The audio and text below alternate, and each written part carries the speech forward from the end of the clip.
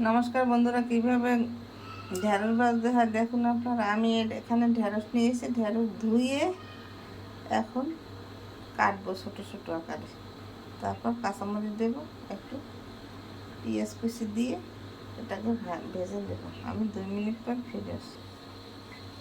2 minute পর ফিরে এসে আমি ঢেঁড়স এইভাবে কুচি করে নিয়েছি। এখানে পেঁয়াজ কুচি করছি, কাঁচামরিচ চিড়ে দিয়েছি। এখন কড়াই দিয়ে দিয়েছি, চুলা ধরিয়ে দিলাম।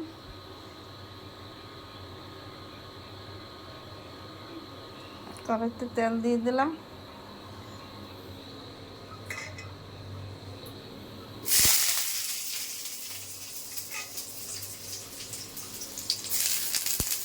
পেঁয়াজ কুচি দিয়ে দিলাম, ঢেঁড়স দিয়ে দিলাম।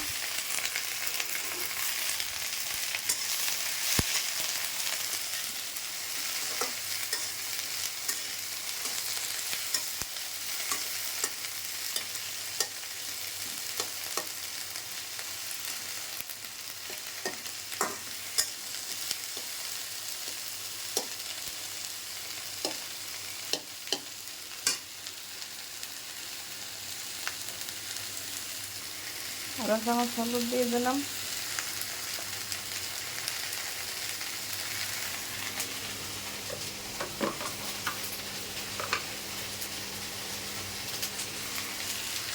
আদা চামচ লবণ দিয়ে দিলাম।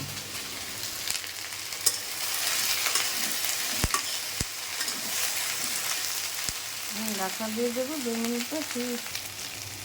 2 মিনিট পর ফিরে আসছি। আমি পেঁয়াজ কুচি দিয়ে ঢেঁড়স ভাজা হয়ে গেছে। আপনারা এইভাবে তৈরি করে ঘরে খেয়ে দেখুন, খেতে অনেক সুস্বাদু লাগবে।